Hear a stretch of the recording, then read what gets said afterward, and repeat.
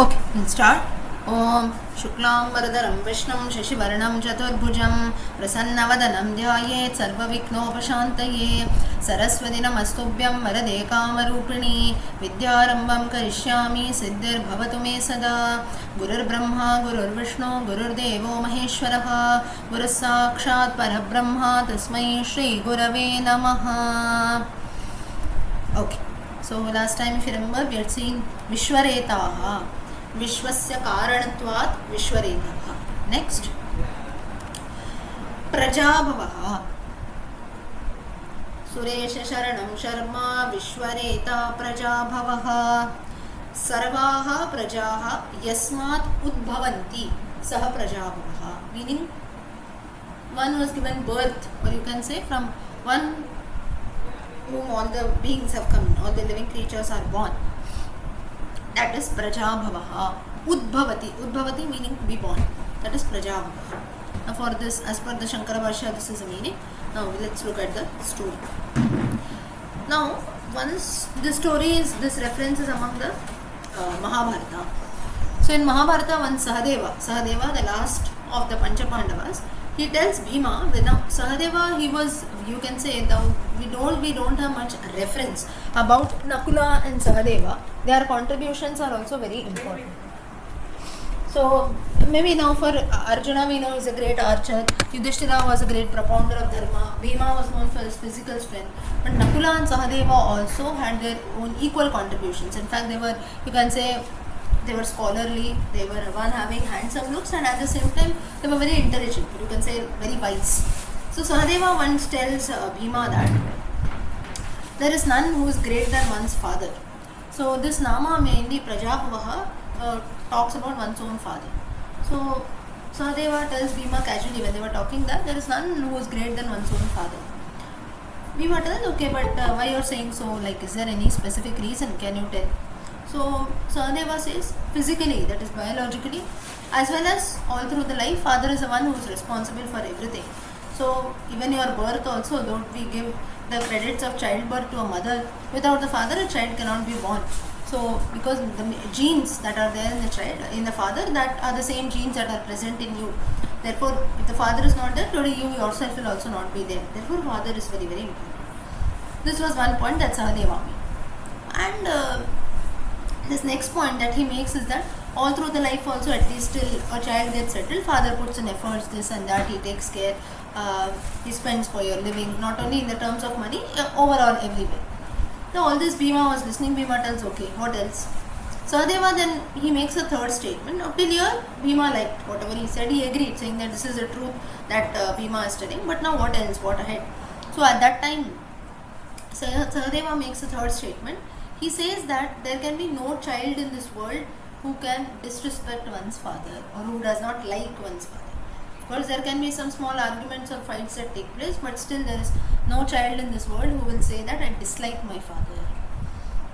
So, Bhima did not agree to this point because he says that there are so many disputes we find, like you see between Duryodhana, Dhritarashtra and so on. Now, Dhritarashtra did not dislike Duryodhana, but at the same time he was not very, like he did not obey his father, or maybe Dhritarashtra also for that matter, though he cared for his sons a lot, he ended up doing anything. Like though Dhritarashtra was sitting on the throne, Duryodhana was on who was actually controlling him.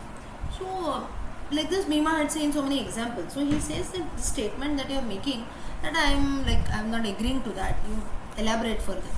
Now Sahadeva just continues to speak about the same thing, saying that no child will dislike his father, everyone knows the importance of one's father.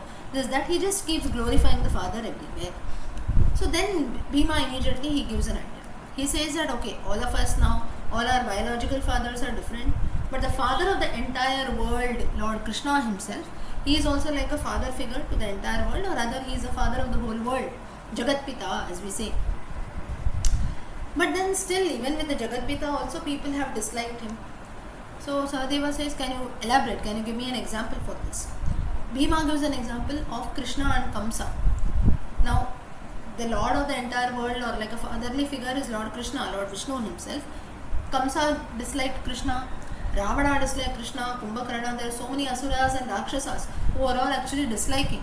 So then Bhima says, how can you say that no child will dislike the father, and that too the father of the whole world, that is the Lord himself. So how can you make such statements? I do not agree with you. For this, Sahadeva gives an explanation. He says that Kamsa, it seems that now these are all the inner stories which we do not find commonly, that has been put in. So he says that Kamsa, though he disliked Krishna. Now why did he dislike Krishna? Because while he was bringing Devaki and Vasudeva on the chariot, he heard a noise saying that the 8th child of Devaki would be responsible for your death. Because of that, he started developing enmity and, you can say, negative feelings towards Krishna. But it seems that in his inner chambers, inside his palace, in his inner chambers, he had a small idol of Krishna and he used to sit and worship Krishna. This is a belief. So then Bhima said, you are telling this, okay, but then how far can I believe this? Because as far as all of us know, we know that Krishna is the enemy of Kamsa, and you are saying that in his inner chambers, Kamsa is sitting and worshipping Krishna. And then from outside, he is seeing so many means to kill Krishna. How can I believe this? Bhima says that you even consider Ravana for that matter. Sahadeva, he explains Bhima further that, now Ravana, if you see, Rama did not shoot an arrow at Ravana's chest. People ask the reason for this. Now all the 10 heads were killed, and at that time Vibhishana comes and tells that you have to shoot an arrow in his stomach, because inside the stomach of Ravana there was Amrita. So once you shoot an arrow at that Amrita, the nectar is going to go away and Ravana will ultimately die. But before that, some people had advised Rama saying that you shoot an arrow at one's chest. In one's chest, usually when we shoot an arrow, it is in one's chest, right? If you shoot at the chest area, obviously the person is going to die. But why are you not doing that? Is there any specific reason? For that, Rama gives a very beautiful answer. He says that though this Ravana today is my enemy, but still all through the last 10 months that Sita has lived there, or right from the time that he has abducted and kidnapped Sita, good feelings have been developed for Sita and Ravana's mind. And every minute he is thinking only about Sita alone. He has given her a place in his heart. So if I kill his chest, if I shoot an arrow, that means I am ultimately killing Sita also. Same in the case of Kamsa also. Though Kamsa had an enmity towards Krishna, towards Vishnu, the continuous thoughts that were there in his mind were, Krishna is going to come and kill me, Devaki's 8th son would be the cause of my death. So continuously he was thinking about Krishna. So therefore Sahadeva says that this argument that you make, that the entire world's father, who is Krishna or Vishnu himself, they are not respected. Even negative elements like Ravana and Kamsa, though maybe not in a right way, but still in a negative way also, they have always been thinking about the Lord only, and they consider him to be the father of the world. Therefore, Prajabhavaha, this name, it signifies the importance of fathers in one's life. So usually if you see, this is one very beautiful explanation in the Vishnu Sahasranama. Mothers are always respected.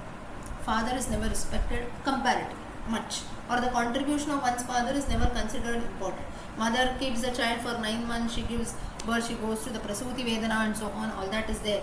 Her mother's contributions, her sacrifices, everything are recognized. Father's contributions are never that much recognized. But still through this Nama again it shows that both the contributions of father as well as a mother are equally important, and the Vishnu Sahasranama respects both. This is one significance. Second meaning is, through this story that I told you and the conversation between Sahadeva and Bhima, Sahadeva tries to tell Bhima that the father of the entire world is Lord himself. Just as one respects his own father, similarly one must have, be it you are negative or you are thinking positively about a person surely thinks and respects the father of the entire world, the Jagat Pita, that is Prajabhavaha, one who is a ruler or one who takes care of the entire Praja. At that time the Lord does not think, oh, you are a negative person, you are a good person. Just like Rama, his own wife Sita was being abducted by Ravana, but even then he did not shoot an arrow at his heart. A thought came to his mind that he has placed Sita in his heart for the last 10 months. He is always continuously thinking about her. So if I shoot an arrow at his chest, ultimately Sita will also be hurt. Therefore I should not do that. So even though Ravana was an enemy of Rama, still this thought has come in the mind of Rama. So this itself shows that even though people and Rakshasas like Kamsa and Ravana, they have been thinking about Krishna and Rama respectively in a negative way, still at least the thought of the Lord has come in their mind. Continuously they were thinking about the Lord only. Therefore they have got moksha, therefore they have got Vaikuntha. So through this Nama, what it is said that even unconsciously, unknowingly also, if you think about the Lord, like we have Ajamila Staritam, as you know, greatest dacoit, right? But only one thing that he did was he had named his last son as Narayana. In his last days, unconsciously, he did not call the names of the Lord. He called out to his son who was named as Narayana. The Lord considered this Narayana, or calling your son as Narayana, I consider this as if you have called myself, I will give you moksha, I will take you to Vaikuntha. So this is the mercy, you can say the grace of the Lord. Prajabhavaha, one who always protects his deities. We are all a form of him, all his beings. It's like from one element there are different parts. Similarly, the Lord is one and all of us, we have come from him. So this nama tries to signify this. So the Palashruti of this nama, Prajabhavaya Namaha. If you chant this nama, it means that the Lord would take care of all of us. So we need to take care of all his fellow beings like his own children. And the Lord has to be considered as one's own father. So whether we consider as the Lord like the father of the world or no, the Lord surely considers all of us as his own children and will surely care for all his devotees. That is the significance of this nama. Okay, did everyone understand Prajabhavaha? Yes? Okay, next. Ahaha. Prakasha Rupatvat Ahaha. One who is in the form of light. This means Prakasha, very bright. Now you see, when we maybe go to a temple, or you look at like a guru kind of a person, or maybe even when you look at general people, some learned scholar and so on, just by looking at their face, we say, right, there's a lot of tejas. What is tejas? A bright light. Just to meet a person, just to listen to them, just to see them physically, you feel very positive, right? Or you feel very happy. You can actually feel those vibrations. So this is ahaha. For this there is a story. Now again we have to come a little bit to the Sangam literature. Once there was a person, he was a great devotee of Lord Ranganatha. So once he went to this Tiruvarangar, this place Tiruvarangar, where we have in Tamil Nadu, where we have the famous Ranganatha Swami temple. So he used to go there, and in Tiruvarangar this person was none other than Tondargudi Alvar. Those who know about Alvars and Nayanmars, one of the Alvars was Tondargudi Alvar. So this person, he said that I am a great devotee of Ranganatha, and he found this place Tiruvarangar very, very auspicious for the worship for Ranganatha. He said that I'll grow a garden of my own, I'll grow flowers, fruits and so on, I'll offer it to the Lord, do my daily puja worship, I'll live here very happily and continuously serve the Lord. And just as whenever we try to do something good, obviously some or the other calamity has to come in as per the laws of nature. So here also what happened is that there was a woman, her name was Devadevi. She was living in the outskirts of this place, and she came here to distract Tiruvangudi Alvar. She came here and she started to distract him. He was immersed in doing his everyday puja, prayers, worship and so on. He was very much busy in that. But still this Devadevi, this girl, she started disturbing him. She started, maybe like just as Apsaras come and try to disturb the tapasya, like Menaka comes and disturbs the tapasya of Vishwamitra. Similarly, this Devadevi also comes and tries to disturb the penance of this Alvar. So he gets very much disturbed, and finally by her looks and the way she was talking and so on, he got distracted towards her. And ultimately he lost doing all this worship, penance, tapasya and everything. He lost in a few seconds, it seems. And this Devadevi also was very smart. Now this was a plot, you can say, which was made by the Lord himself. So just as problems come in all of our life and everything is going very good, suddenly some problem comes in, right? You call it as our testing times. That is when the Lord tries to test us. So similarly this was like a testing period for the Alvar. And this Devadevi comes, the Alvar gets very much attracted towards her. And ultimately what happens is that Devadevi, the woman, she leaves him and goes away. Once she understands that he has been distracted towards me and he was waiting for her and so on, at that time, at the right time, she leaves him and goes away.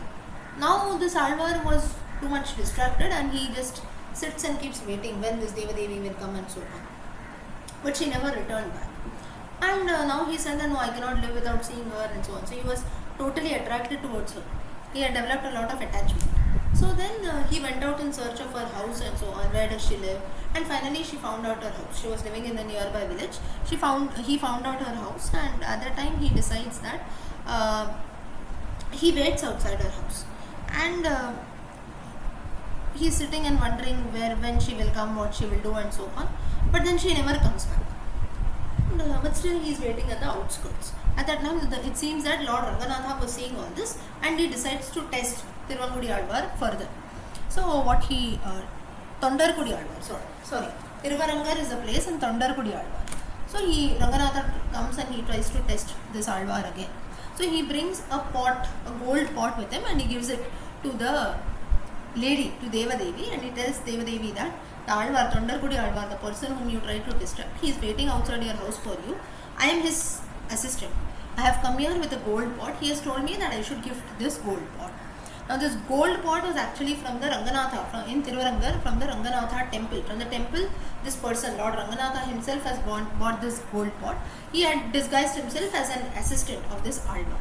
Now this Devadevi was very happy. Now especially for women, if you give them gold and gifts like that, they become very happy, right? So this person was the lady Devadevi, she was very happy, and ultimately she comes and meets this Tondarkudi Alvar, and she is very happy, and she does not know how to react now. And at that time, rightly, the temple officials will come there saying that the gold pot from the temple is missing, and they see the gold pot in the hands of Devadevi. Now this Devadevi is afraid, she doesn't know what to do. And then she immediately says that no, I did not do anything. Now this Ranganatha who had come in the disguise of an assistant, he disappears from there. He goes away. After giving the gold pot to the woman, he goes away from there. Now who are left? Devadevi and Tondarkudi Alvar, both are sitting. Devadevi is afraid now because the temple officials have come and they will think that she has only stolen the gold pot. So immediately she tells that this person who is sitting here, he had bought some assistant with him, and that's how this gold pot, they only came and that person only came and gave me. I have not done anything. Now listening to all this, the temple officials, they believe her, and because that was the truth, they take the gold pot away and they take Tondarkudi Alvar also. They try to put him behind bars. And at that time, what happens is that this person who was now though he was called as Tondarkudi Alvar later, his initial name was Vipranarayana. Even today, if you go to certain temples of the south, where we have the worship of Alvars that is run, you have a special Sannidhi for Vipranarayana. In all the Divya Deshams, you can find this. Vipranarayana is a person who was later called as Tondarkudi Alvar. So, at that time, now the eyes of this Tondarkudi Alvar have opened, and he realized that this woman, it is not that she really loved me at all. Because if she had loved me and she had true feelings for me, she would have never put my name there. Only she had just come to distract and attract me towards her, that's it. Beyond that, she did not have any motive. That is the reason even when the gold pot, the people came in search of the gold pot, immediately without any hesitation, she told my name. She was ready to put me in trouble. So now, Tondarkudi Alvar, he realized that I have only been attracted and been distracted towards this woman merely, and the Lord himself. And now he realized that the Lord himself, maybe the person who came was Lord Ranganatha himself, who came to save me and to open my eyes. He gave this gold pot, the temple officials followed, and from this I learnt a lesson that mere distraction will always land in trouble. Therefore, always be careful. And now again, he comes out of this stage wherein he got attracted and distracted towards wrong deeds, and ultimately he started continuing doing his worship, penance, and so on. So this nama that is there is Anhe Namaha. Ahaha is a name. When we chant it as Namaha, it should be Anhe Namaha. So, and the Palashruti is when we are moving on the wrong track in life, the Lord himself comes to save us. So distractions, problems, wrong decisions, all of us take. We are all human beings. Just as even an Alvar, Vipranarayana, who later became Tondarkudi Alvar, he also had drifted himself. He also had gone in the wrong path. But the Lord himself comes and shows him the right path. So even we also, if we have true devotion to the Lord, even though we take wrong decisions, we move on the wrong path, the Lord himself will come and show us a path. Therefore, it is very, very important that just because we see something, we get distracted very easily. This is human nature. But we must be very careful to bring ourselves on the right path. But still then, even if we put 90% efforts to bring ourselves on the right path, still 10% we need the grace of the Lord or some instrument, a guru, Lord, or anyone. If the God doesn't guide, if the guru doesn't guide, we will always remain distracted. All our efforts will go waste. So this is the significance of this nama. Ahaha, Anhe Namaha. Did everyone understand this nama? Yes? Ahaha. Oh. Okay. Next. Samvatsaraha. Kalatmana stitaha Vishnu samvatsaraha ityuktaha. Meaning the Lord in the form of Kala. That is time. That is samvatsaraha. Samvatsara literally means a year. In this context, the Lord is regarded as time. That is, time is also equal to God. That is the reason we say, right, time has to be respected a lot. This is a reason for that. Time also is said to be a form of the Lord only. Time once gone will never come back. That is the reason time has to be given a lot of importance. For this again there is a beautiful story.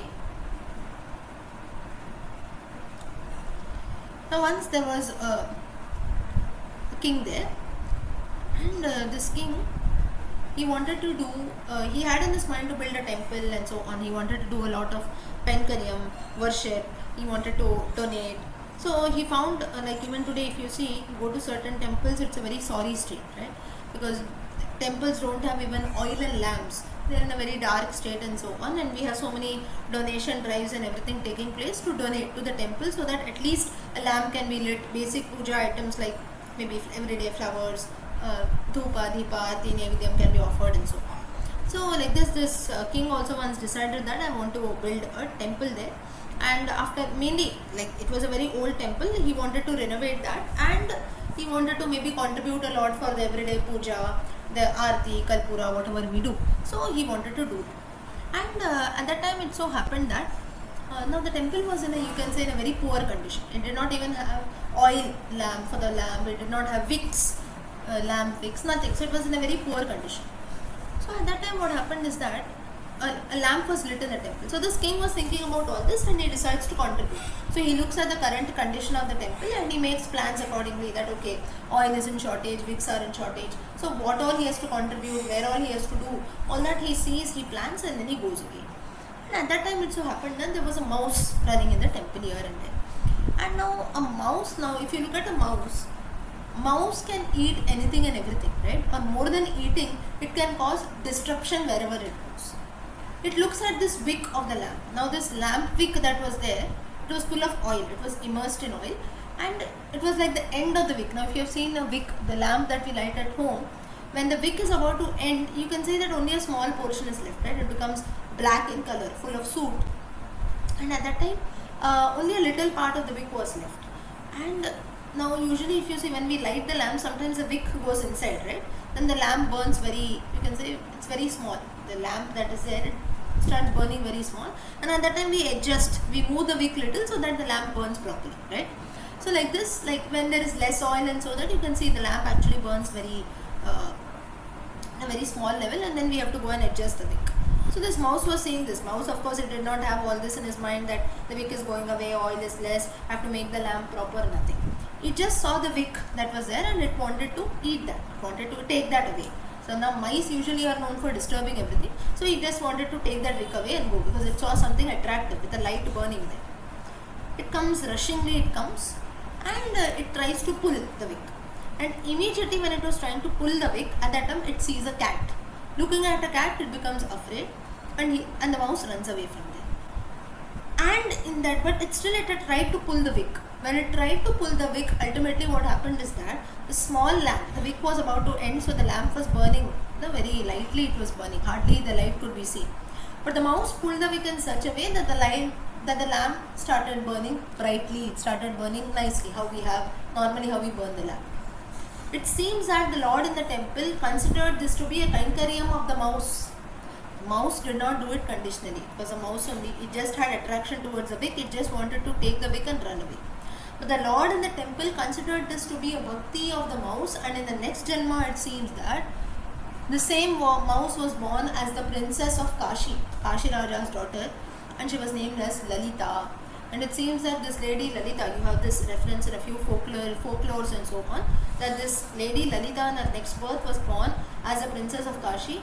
She had prayed to Lord Vishnu, she had developed a lot of devotion towards Lord Vishnu, and ultimately she had got moksha, it seems. She had reached Vaikuntha. So through this story what we know is that even to a mouse also the Lord will show his compassion. It did not do anything conditionally, but even to a mouse also, depending on the time that was there, at the right time it turned the wick of the temple and the lamp started burning nicely. Now for this, some people, they started arguing. Now listening to the story, it seems that some people did not like this. Like they just called it as a coincidence. The mouse just came randomly, it saw the cat, it got afraid, and that is the reason the wick got pulled in such a way. Nothing, the mouse did not do anything intentionally. Right? Logically, practically, this is also right. But then, how can we believe that the Lord can consider anything and everything for bhakti? Now, for this, again, there is one more explanation. Now, most of us, we name our children, or we ourselves are named after some god or goddess, right? Like earlier, it was a tradition. Today's times also we see in a few places, but earlier still in olden times we see that most of the people used to name their children after the names of gods and goddesses.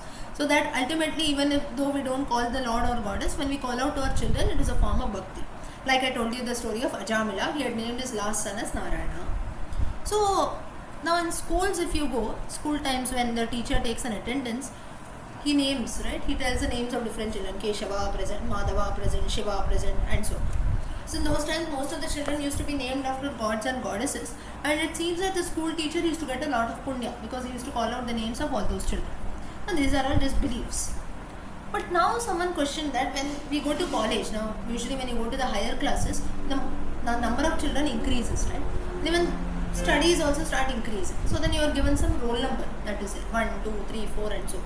Nobody calls out through names. Only you can say in the KG classes, the children are called to names because they cannot remember their roll numbers much.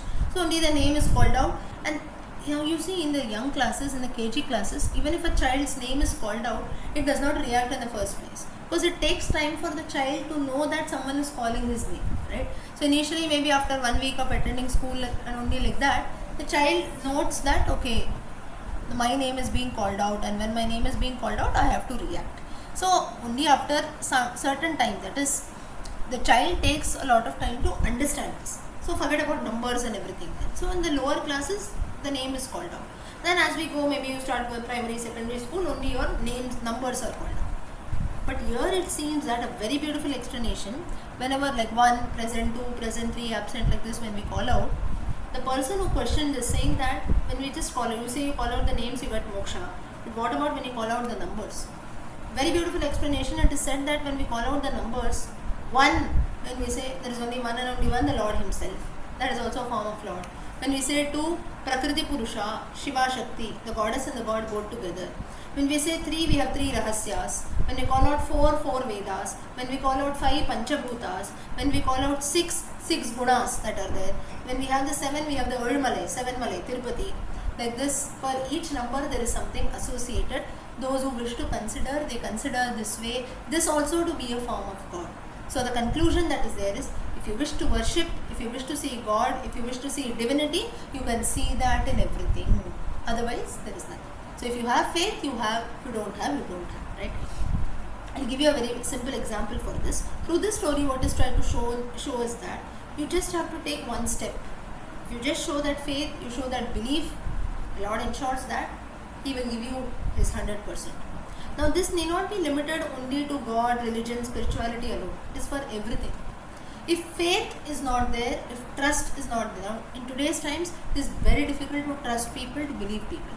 But still we have some trust and faith, right?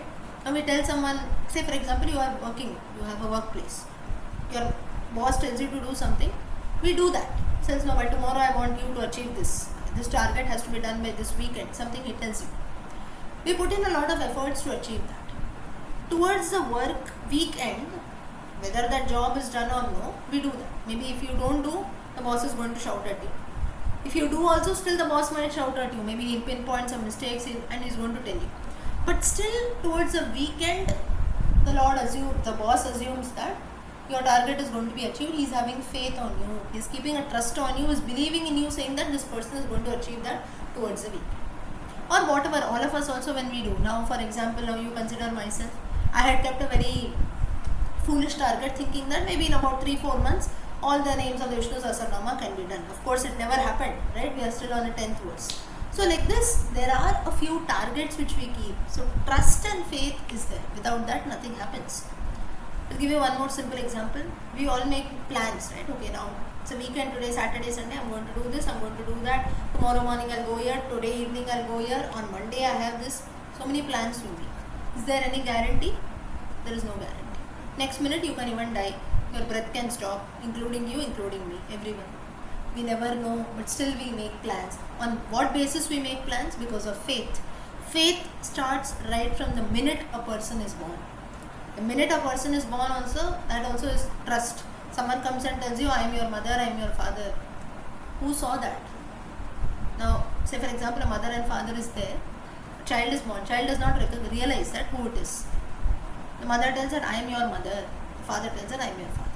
The child sees the same people around him. He considers them to be his mother and father. That's it. We don't go and test someone. We do the DNA testing. No. We just make some assumptions. Oh, you look like him. You look like her. You might be. People all around are saying that this is your child. People all around are saying that these are your parents. But still, faith and trust starts from the minute we are born. Everything lies alone on trust and faith.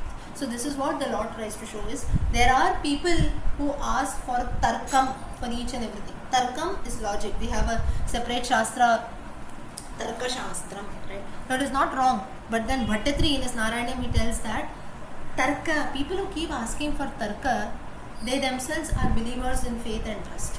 Very simple example I give you. Even people who say that there is no God, there is no this, there is no that, there is only science all around. Science also is not able to answer many questions. Therefore, till date we are surviving on faith and belief alone. If science has advanced too much, then someone should tell when you will die. Someone should tell when will or childbirth take place. No. Still, there are many questions that are still not answered at all. We are still living on trust and belief and faith only. So here the Lord, through this Nama Samvatsaraha, what we get to know is that faith and belief is very, very important. Not only on God. Now make this thing, though it is there in the Vishnu Sahasranama, though it is one of the names of Lord Vishnu, that is through the story that was there of the mice and the cat, of the mouse and the cat, you show even faith, you show some devotion even unknowingly, unconsciously, still the Lord tries and blesses us. That is one thing. But then again, a life lesson for all of us is faith and belief. When people come and argue, it is for all of us. We'll also come across such people in our lives. When they come and they'll keep questioning you. Oh, you're listening to the Vishnu Sahasranama? Who has written the Vishnu Sahasranama? Who has told you 1,000 names of Lord? What you're going to get after that? Is Vishnu going to come? What you're going to do after learning all the meanings? Are you going to get Vaikuntha? There might be people who come across. But we ourselves have this question. This is called Tarkam. Tarkam is, questioning is not wrong, but questioning in the right way is very, very important. So here, faith, for them, for such people, only one thing we have to question back, or you can maybe counter question them, saying that if you say that there is nothing faith, trust, belief, then you should not have faith, trust and belief on anything. Then you should never make plans for your future. 10 years down the line, I'm going to do this. 10 years down the line, I have invested so much, all my mutual funds are going to give me gains. Who told you? What if the company shuts down? There is no guarantee, right? 10 years down the line, I have some retirement plans. Who told you that you will stay till 60 after retirement? Nobody tells us. But we have faith and belief there. If you have faith there, why can't you have faith here?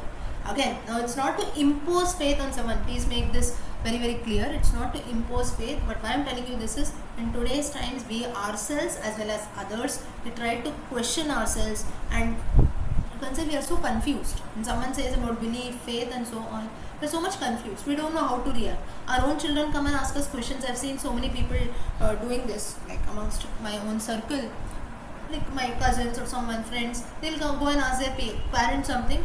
The parents will immediately shoo them away, saying that no, how can you question all this, or come later, I'll tell you. From that minute onwards, you see the child starts losing faith and trust. This is a very, very wrong thing that we do.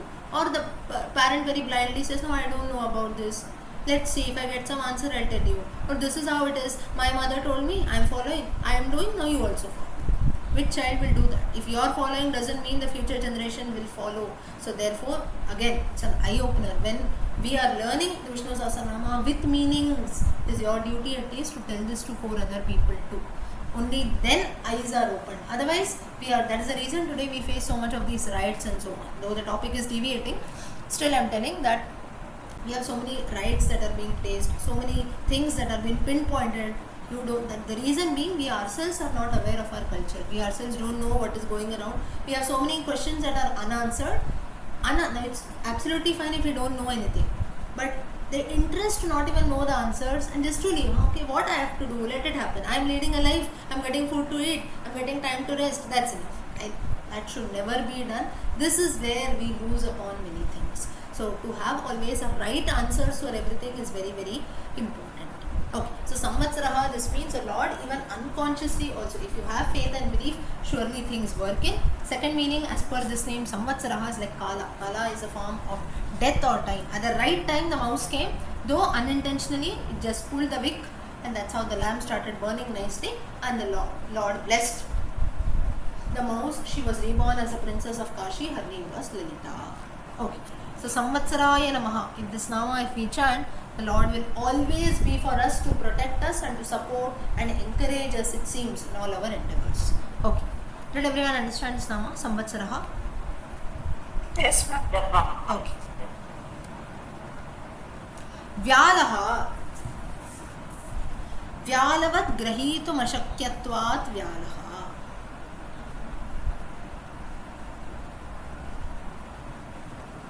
Now, Vyalaha mainly is something very difficult to capture. Like an example is given of a snake or tiger. Now, no one can imagine facing a tiger or a snake, right? We will run away from them. So, something which is very, you can say, not very easy to achieve, that is Vyalaha. For this, we have to go to the Ramayana reference. Vibhishana, he leaves Lanka and he reaches the other shore of the ocean. At that time, all the monkeys pay. He does not directly go and approach Rama, right? All the monkeys are waiting on the seashore, and now they were very much cautious now. Someone comes from that side, so they were very much cautious because now they knew Hanuman has already returned back from Lanka, so they know that Lanka is on the other side. So anytime demons can come and attack, Ravana himself can come and attack. Therefore, now everyone is cautious. So at that time, Vibhishana with 4 of his attendants, he is coming from the aerial path, and all these monkeys, they stop him immediately. They rush to their king Sugriva and tell that someone from the other side from Lanka has come. Immediately, Sugriva also rushes and comes. And at that time, Vibhishana comes there. Sharanyaya Raghavaya Mahatmane, saying that I've come here to surrender to the feet of Raghava. Sugriva tells, no, we don't want all this. You are the brother of Ravana, we cannot accept you, please go back. Now obviously, it was very practical and logical on the part of Sugriva. Person from the enemy's army has come to say that I have surrendered to your feet. We cannot believe. Today he says, tomorrow he might have some evil plans also. Sugriva, as a king of the monkeys, he says that no, we cannot believe you. Sorry, please go back. Vibhishana says, no, really, I have the intention of coming and falling at the feet of Rama. I have come to join your army and so on. Sugriva says, I cannot believe you at any cost. And but still, Vibhishana keeps on pestering him. So then Sugriva decides that okay, if he is telling so much, I will ask my fellow monkeys. All the fellow monkeys also agree with their king. They say that no, we cannot believe an enemy person. Look how Sita herself was abducted. Ravana disguised himself as a rishi, as a muni. She felt that he was genuinely he was asking for Bhiksha. Sita fell into the trap. Now this Ravana's brother himself is coming. Shatru's brother is coming. We cannot believe him at all. Therefore, we should not accept Vibhishana. Vibhishana should go back to Lanka. All the monkeys and Sugriva were of this opinion. Next, Hanuman comes there. Now, Hanuman had already met Vibhishana in Lanka. So, he knew the character of Vibhishana. He tells Sugriva and the fellow monkeys that no, we have to accept Vibhishana because he was the one who had stopped Ravana from killing me. When Hanuman went inside the palace of Ravana, at that time Ravana decides to kill Hanuman. At that time Vibhishana tells that a messenger should not be killed, and he was the one who did not kill me. He spared me. He advised Ravana that it should not be done. And when I went to Lanka also, I saw that Ramanama was being chanted by Vibhishana. But now still there was confusion. Even though Hanuman's words were convincing, still there was confusion. Made some half parties saying that we must not accept Vibhishana. They were also very much right in their approach. We cannot believe, right? An enemy, today he is showing his good colors, tomorrow we don't know what he will do. So half of the people were showing, they were saying no, we should not accept. Hanuman says that no, I have met him personally, so I know. So from Hanuman's point of view also he was right, because if you have met someone personally, then sometimes it can be, like, okay, he has seen them, he has actually lived with them, spoken to him and so on, so then we can believe. So now both the parties, you can see, they were placing their points and both were seeming to be like, we could believe in both. Now what should Rama do?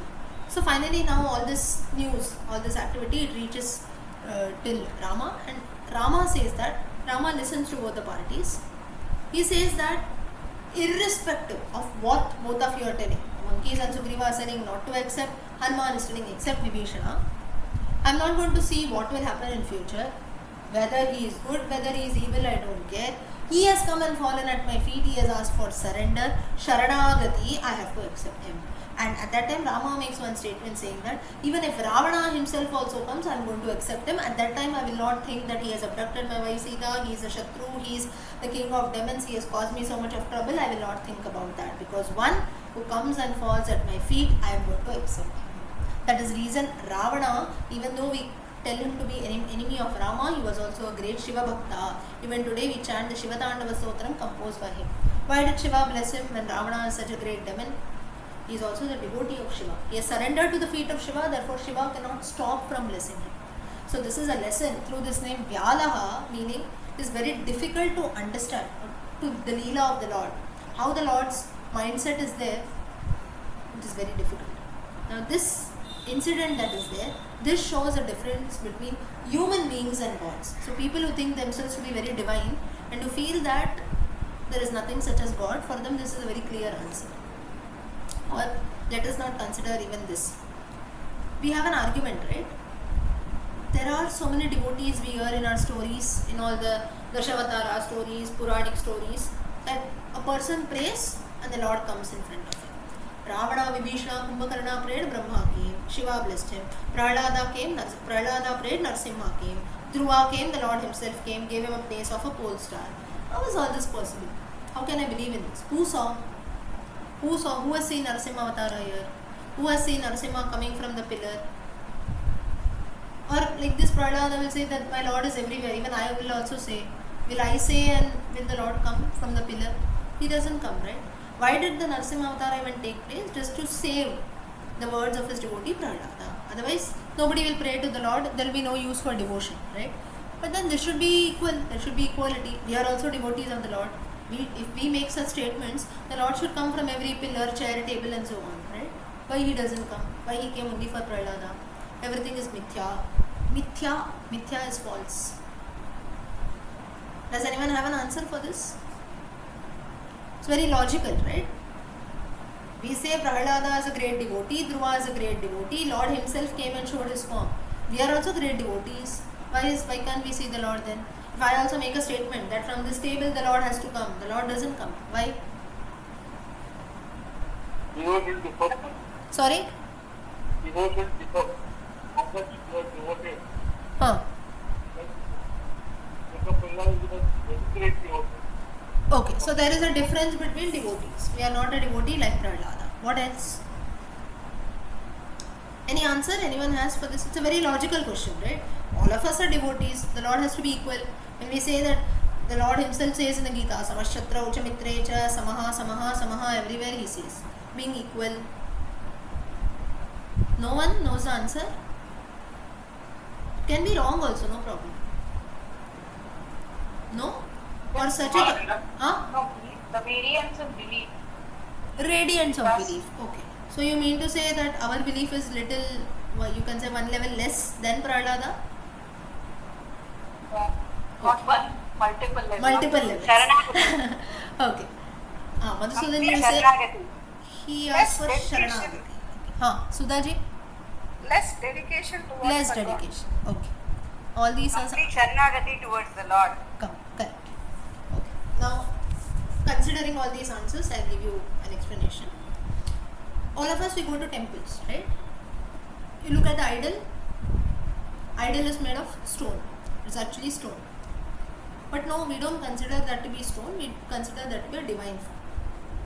But say, for example, one fine day it happens that you go to a temple and there, now for us, or even at our own houses also, we have different photos of the Lord, we have images, we have maybe stone idols. You go to a temple, you have idols. We have this habit of seeing God in this form. Suddenly, say for example, one fine day it happens that you go to a temple, you are praying to the Lord, there is no one in the temple, you are all alone, you are standing in front of the main sanctum, in the Sannidhi, you are praying to the Lord. Suddenly you hear some voice from inside and you see a form of the Lord. Maybe you go to a Krishna temple, you see the form of Krishna, you see Krishna himself standing in front of you. Blue color body, Pitambaram, flute in his hand, Shankha, Chakra, Gada, Kamalam and so on. What will be your reaction? Will you be happy or will you run away from there? All of us will run away from there. Why so? Point number 1, we never have the belief that the Lord will come in front of us. Now even when I am telling you all this also, this thought will surely run in all our minds, what she is talking, as if the Lord is going to come. Belief is already there in our mind that the Lord will never come. So even if the Lord comes in front of us, we are going to run away from there. Maybe we'll call the police or someone, says that some fraud has come there, designed as Lord Krishna himself is trying to loot all his devotees, let me run away. And then immediately the police officials are going to come and raid the temple. This is the least that is going to happen, right? This is the difference between Prahalada and Dhruva. Prahalada, Dhruva and all of us. This is one. Second is dedication, as Sudhaji said. The case of Prahalada, his father himself was Hiranyakashipu in Tamil. What not he did? He threw Prahalada from a mountain, he tried to burn him, he tried to insult him, what not he did. Still, Prahalada did not give up, he was very, very determined. He said that let anything happen, only Vishnu is there. Devotion like him. Whereas in the case of all of us, I pray to the Lord, 10 days I prayed, I chanted this so and so mantra, my blessings are not fulfilled, my wishes are not fulfilled, I did not receive any blessings, everything is false. We stop praying from the 11th day onwards. 10 days I prayed, he is not coming, forget it. So nothing like this happens, I will continue, I will do something else. This is where we go to other parts. Maybe I won't pray to the God and everything, I will go to some astrologer, he will tell me you wear this ring, wear that ring, let me see if something happens. And at that time something happens, then astrologer we go and fall at his feet, right? So if you see, our devotion is like this. This doesn't happen, I'll do this. This doesn't happen, I'll do this. I go to a temple, it doesn't happen, I'll go to another temple. This doesn't happen, I'll go to an astrologer. He tells you do so and so this, you give me lakhs of money, you wear this green color ring, red color ring, blue color ring, 10 rings on 10 fingers, you give gold to so and so, this will happen. That also doesn't happen, I'll find some different way. We keep deviating. Prahalada did not do this, he was very, very adamant. He said, do anything, I have my faith on the Lord. Dhruva, 5-year-old child, he went to the forest and did tapasya. One finger, one toe, he stood. Why did he stand? Now his motive was because his father had insulted. He just wanted to sit on the lap of his father. That's it. And for that reason he ended up doing so much of tapasya. So his mother says that you need not sit on the lap of your father. You pray that you sit on the lap of the world's father, Jagat Pita. For that he started praying. His motive was only to sit on the lap of his father, Uttanapada. So like this, when we compare the devotion and when we question Vyalaha, for the Lord, nothing is impossible. But for us, this is the difference between human beings, great devotees and God himself. So when we compare and when we raise questions that I call out to the Lord, he doesn't come, Prahalada called and he came from a pillar, always note that if your devotion is like Prahalada, surely the Lord will come. First you develop devotion like him, then you can make such counter arguments. So similarly here also, the difference between Rama, Hanuman, Sugriva and all the monkeys can be seen here. Rama says that I am not bothered about whether this person is good or that person is good. You say that he is good, the other party says that no, he is bad. I don't care about that. You have come at your feet, at my feet, you are coming and say that you please accept me, ask for surrender, I am going to accept you. Tomorrow what you are going to do, he is from an enemy's family, I am not going to think about all that. You have asked for Sharanagati. The same example I told you when Sita Rama reference also, when they set out for Vanavasa, Lakshmana coming and falling at the feet. At that time Sita also gives the same lesson. See, she says that we don't have to argue, we cannot stop Lakshmana here. He has fallen at our feet, ask for Sharanagati. Lakshmana, please follow us. So when this is the importance of Sharanagati that is told, and at the same time this shows the difference between human beings and God. So people, all of us who think that we are God ourselves, we are very divine, I am so great, when we think there is some element who is one level greater than us also. And this is for all those people also who say that there is no component such as God. There is no component such as God. Maybe you need not believe in the concept of God also, but we must surely believe that there is some supreme energy or someone supreme who is there. We have so many examples like Rama, Krishna and so on.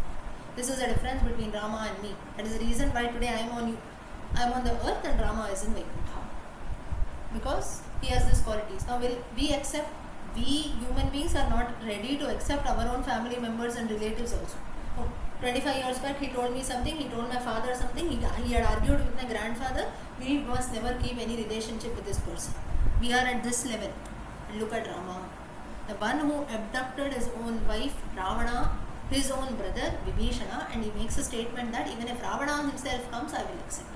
And even in the war also, even when the situation of the war came in, at that time also, on the last step, when Ravana himself came to fight, at that time also Rama makes a statement saying that even now if you return back Sita, this war can be avoided, I will leave you, you can go back and stay happily with your wife. You have lost many relations including all your sons, but your wife at least is very much alive, you can go and spend time with her, leave the rest of your life with her.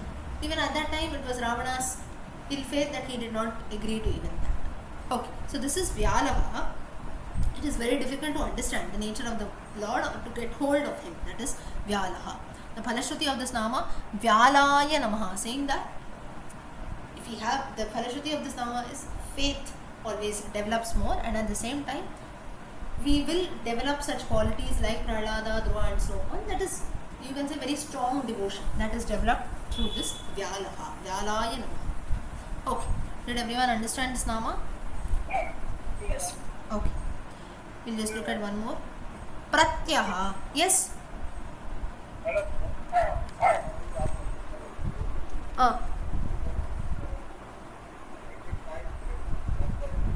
Uh. Uh. Uh.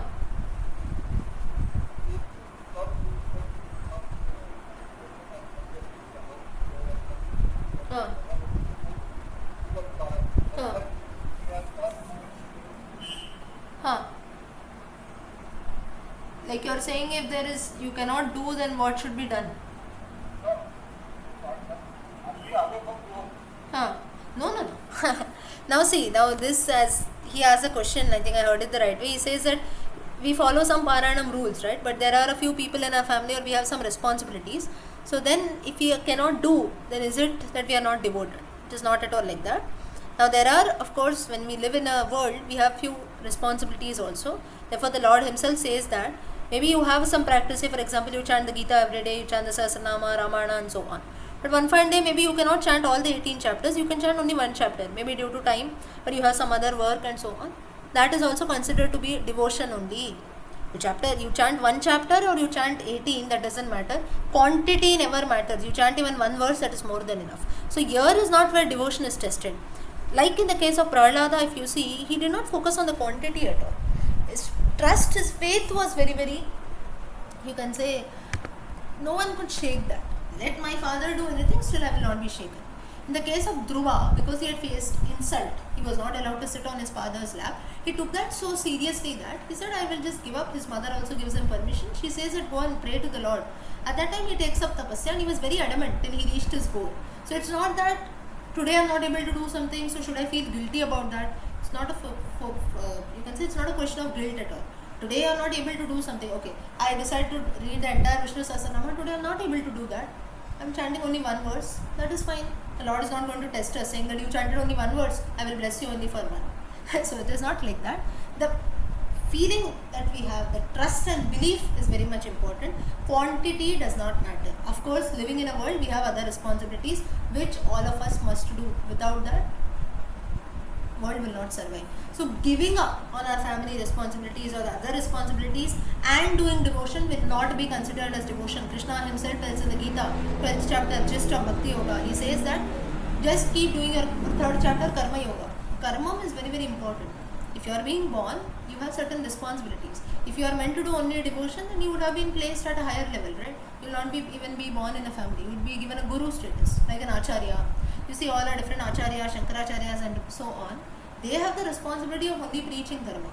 That is because they don't have other responsibilities. They don't have family responsibilities and so on. But for all of us, when we have some responsibility, maybe you are a grihastha or you have maybe you are working somewhere, you have other commitments also.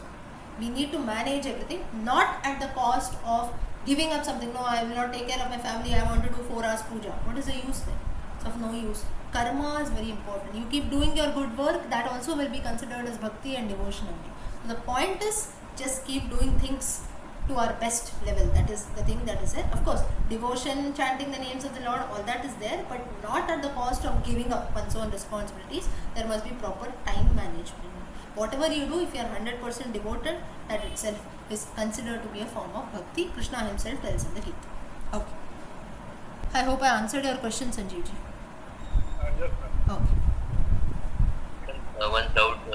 Yes. Sorry. I was slightly away. Inevitably, I could not understand. What? Ahaha, that nama. Acha. Ahaha, it talks about devotion to Ranganatha, a person, an alvar, Tondarkudi alvar, how he showed devotion to Ranganatha, and in between his life, how he got attracted, bit distracted in his life. Mainly, got attracted towards a woman. He lost his path. He went on the wrong path, and ultimately, the God Himself paved a way and brought him on the right path. So, if he put in efforts, surely the Lord also helps us. So maybe you can listen to the audio in detail to know the story. That is ahaha. Mainly when we are distracted, we move on the wrong path, the Lord Himself shows us the right path. Okay? Okay, so today time is up. We will stop here. We'll continue next time. Start.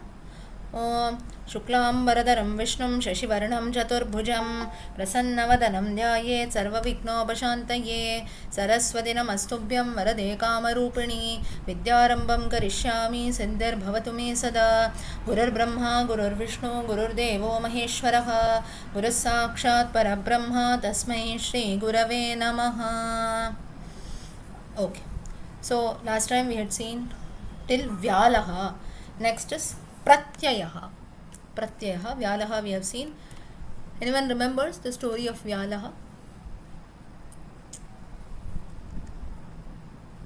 It's about devotion, Prahlada, and so on. We had the reference. Vibhishana Sharanagati, that is Vyalaha.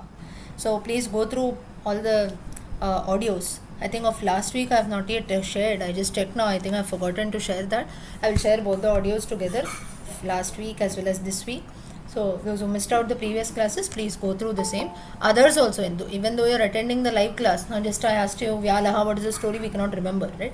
So therefore ensure that you keep revising, because there's too much of stories and nama, information behind every name. So go through all the recordings. Okay. Next, Pratyayaha.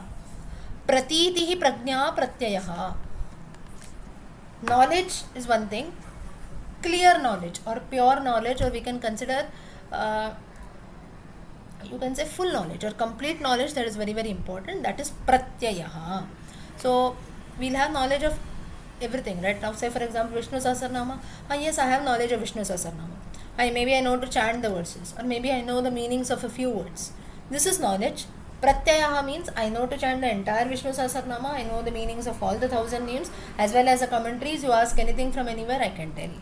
This is Pratyayaha. So knowledge and complete knowledge, there is a difference. There is a difference between Jnanam, Vijnanam. Jnanam, knowledge. Vijnanam is rightly understanding the knowledge nicely as well as trying to apply it also. That's why science itself is called Vijnanam. So just mere knowledge is not enough. Proper, complete knowledge is very very important. Now for this Pratyayaha, let's have a story. Now this is the meaning here. So in the context of the story, if you consider the meaning, Pratyayaha means someone who is very pure, or he appears in a form of pure knowledge. How is that? You will understand after listening to the story. Now this again we have to go to the Ramayana reference. So this is that incident where Sugriva and Rama, they meet each other, they develop friendship, and at that time now they had a deal between them that both of us, we will rescue each other's wife. First itself Rama said that let us rescue your wife, that is both of you, you live together, you can get back your kingdom, and then we can go and search for Sita. So first only Rama made this deal.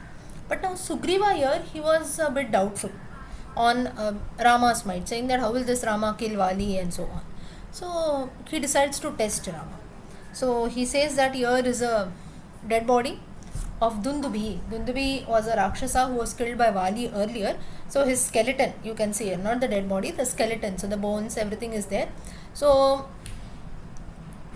you just try to, now it is said that it was very difficult to kill this demon Dundubi, but my brother Vali had done that. So if you can just pull this skeleton, throw it away, that means I will surely admit that you are truly strong and you are fit, you are a fit match to fight with Vali. Now being a dead body and being a skeleton, Rama could not touch that. Now we don't go and touch skeletons, bones and all that, right? But then still he had to show Sugriva. So what Rama did is that with his toe, he just threw the skeleton away with just his leg toe that is there, and it it is said that the skeleton flew to such a distance that it went into outer space. So looking at this, Sugriva was shocked. But so to some extent he started believing that okay, Rama is truly mighty, he can surely be a match. But still that belief and trust had not developed in Sugriva. So now next what he did was, he said, my brother Vali, what he can do is, with an arrow he can cut a tree into half. That is, vertically he can cut a tree into two parts. He can make two parts. If you do that, I'll believe you. What Rama did is that he shot an arrow, 7 sal trees together, everything he cut into half. So now truly Sugriva started agreeing that this is how Rama is fighting, so surely Rama will be a good might for this. Valmiki tells in the Ramayana for this reference, Raghavav Dundube Kayam Padangushtena Tolayam. Raghavaha Dundubev Kayam. Kayam is the dead body or the skeleton. Padangushtena, with the toe of his leg, Tolayam. That means he threw it away. This is the reference in the Valmiki Ramayana. So here, now finally Sugriva was satisfied, and at this instance Lakshmana asked Sugriva that now at least are you satisfied? My brother has proven so many things. He threw the skeleton of the demon Dundubi, he has cut 7 sal trees into half just as you wanted. Now what else you want? Now Sugriva, he slowly started developing belief, and finally they were ready. So now through this, what is known is that human beings, so through this Nama what is seen is that we human beings have a problem in belief and trust. And that is the reason even God himself had to come and prove. Whereas in the case of God, God does not test a devotee, right? Now whenever we show some devotion, of course we have our testing times, that is based on our own karma. We do something good, we get good results. We do something bad, we have to face for that. But apart from that, it's not that God is trying to test us or test our devotion, test our bhakti without having anything. Or maybe, I'll give you a very simple example. You go to a temple, or maybe you do your everyday puja, this, that. Maybe, and you wish for something. Maybe that wish is not fulfilled. Next minute we make a claim that everything is bad, right? Who is God? What is God? Nothing exists. Everything is just foolish, right? Whereas God, he never says that, okay, this devotee is not praying to me, I will never bless you. Or you have done so many wrong things in your life and they're not going to bless you. Every day we keep doing so many things wrong and right, knowingly and unknowingly, but still, if you pray to the Lord, if you surrender, the Lord does not give up at all.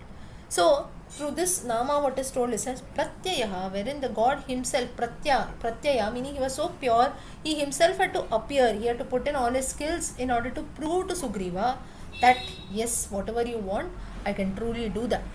And the same sal trees, 7 sal trees that were killed by Rama, they are the same Olmala that we have, that is in Tirupati we have 7 hills. So Rama, it is said that not only Sugriva, later in the Kali Yuga also, now this happened in the Treta Yuga, then Rama knew that in the Kali Yuga also there are going to be many people who will not have belief and trust. So for them, what will I be? I should have some pratyaksham somewhere. That is the Tirupati temple today, wherein if you have to believe, if you need to have trust, if you want to see what is God truly, you must visit Tirupati. So the Lord says that I will be in the form of Venkatesha there in Tirupati, so that all the devotees can come and worship me, so that they have total belief that I am very much present, I am very much there.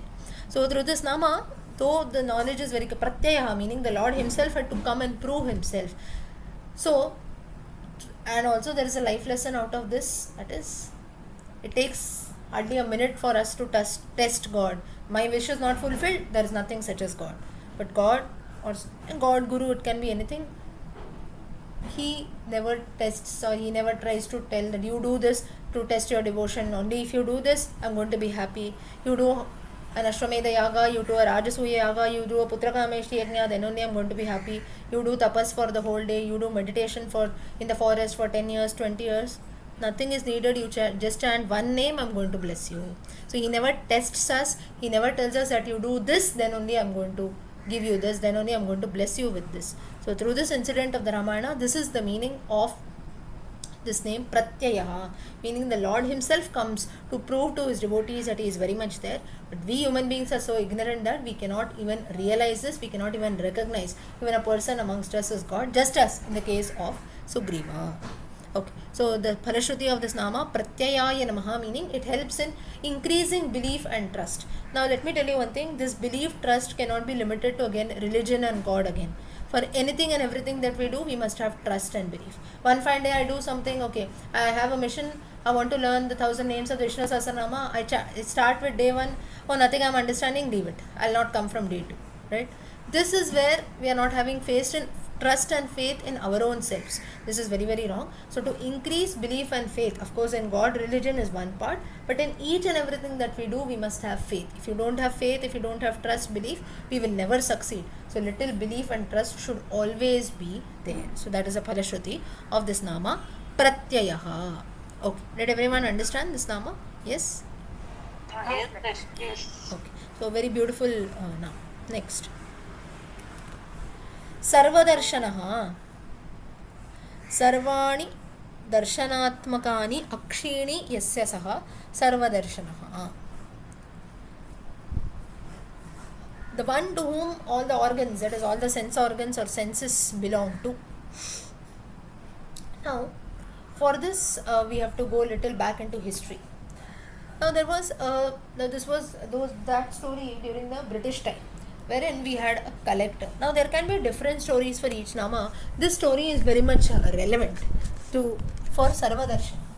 So there was an English collector. Now in those times we had a lot of collectors, or you can say like so-called lords, right? So that is, they used to rule, they used to take care of the administration. So like this, there was this collector, his name was Munro, and he once came to the Tirupati temple. He just came to the temple just as a normal visit, and at that time each and everything that he saw around, he just started questioning. Just as now, it need not be only for English or foreign people, everyone around us, we keep questioning, right, each and everything. So like this man also, he started questioning each and everything, and at that time all the people, they were a bit like they didn't know how to react. Now his first question was, how can you worship someone in the form of this statue, right? The Lord in Tirupati temple is just a mud statue that is there, or just made of stone or marble. Why are you sitting and worshipping, thinking that it is God or something great? This itself shows your ignorance. This was the first comment that he made.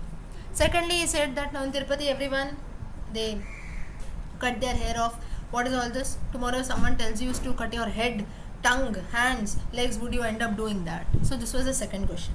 Thirdly, he said that the prasada that is made, it can be the khichdi that they give you, the rice meal, or the laddu, the famous Tirupati laddu as we say. So unhygienic, it is prepared in such an unhygienic way. So like this, he kept on passing such comments which were very, you can say, very harsh and very terrible to hear too, and devotees could not listen to this. And he passed on these comments and he just went away. After a few days, it seems that he developed a very terrible stomach pain, stomach disorder, and it was beyond control. He consulted many doctors, there could be no remedy for it, and he was continuously suffering from severe stomach pain. At that time, someone advised that from the Tirupati temple we can bring the Tulsi Tirtham, a Tirtham in which some Tulsi leaves are put and they are offered to the Lord, and the same thing is offered as Tirtham to all the devotees. So someone just gave a suggestion that let us offer this Tulsi Tirtham as prasada to this Munro collector, so that he will be cured of stomach pain. It is a prasada received from the Lord himself, so surely it's going to have its benefits, it will be cured. So again, this is a question of belief that is there.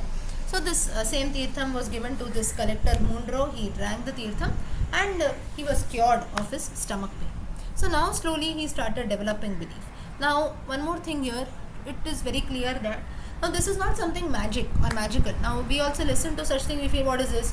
He was not getting cured by any medical ailments or so. Suddenly one fine day he had some Tirtham and it is cured. Now for this, it is very much relatable to all our lives too. Whenever someone suffers from something, first thing that we do is we consult doctors. This treatment, that treatment, you ask everyone, you do whatever we can, we do everything. But still sometimes everything fails, right? Or still nothing works, who can consider. Then on the last stage, what we do? We surrender. We go and fall at the feet of God and we say, I'm ready to do anything, but let this person be cured. And sometimes the person is cured too. I'll give you one more example. Now, a woman, she gives birth to a child, right? A human birth takes about roughly 9 months for the child to develop.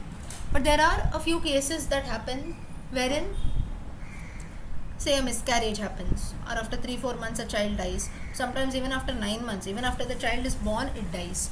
But most of the cases, when in the stomach, inside the stomach, when the child dies, you go and consult a doctor, right? The doctor, what does he tell? Sometimes he tells, okay, the heart has stopped pumping. Why so? You ask the doctor why? So he says no, due to some medical abnormalities, something he will write and give you.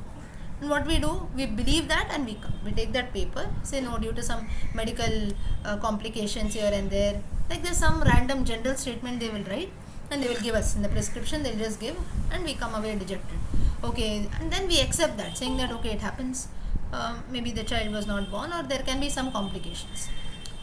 Very rare cases they tell you the exact reason. That is because why the child inside the stomach dies, even the doctors cannot make out. I don't know if there are any doctors, maybe you have your different opinions, you can tell.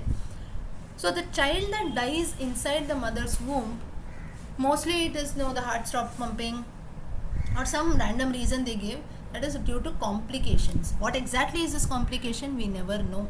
Therefore, the birth of a child itself, 9 months, if someone is surviving, or all of us also, when we are surviving, we have survived inside a womb for 9 months and we have come out, that itself is miracle. Because even those 9 months also that we stay inside a mother's womb, there is no guarantee whether the child will develop, whether the child will born. So surely there is some miraculous power, or you can say some energy which is controlling all of us. That is the reason all the doctors, even though there is a case of miscarriage, they never tell us the reason. Rather, they never know the reason.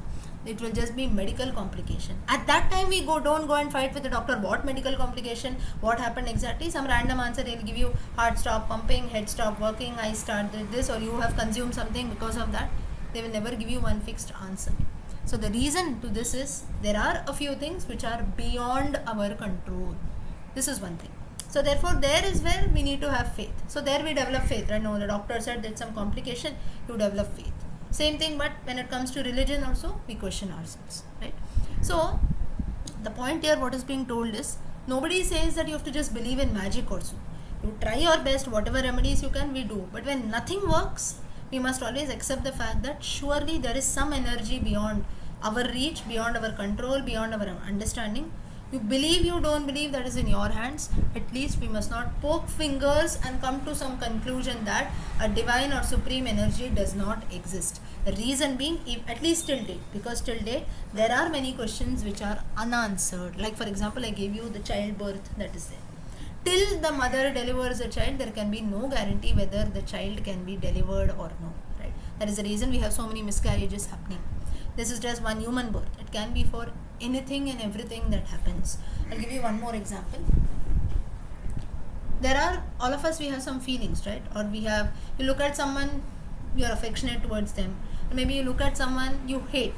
Now maybe they do something good, so you like them. Maybe someone does something evil, so we start disliking them, right? But then from where all these emotions come? No, he did good, so I like him. He did something good for me, helped me, so I've started liking him or her. He did something evil, he has caused me trouble, I am going to hate this person. But from where this concept of hatred and love came? No, this is human nature. Who has made this human nature? Like this, if we keep questioning deep and deep and deep, for everything you will get an answer. One fine point, you don't get an answer. That is where we say that there is some energy, or there is something which is beyond our control, which is something which we don't know. Come back to science.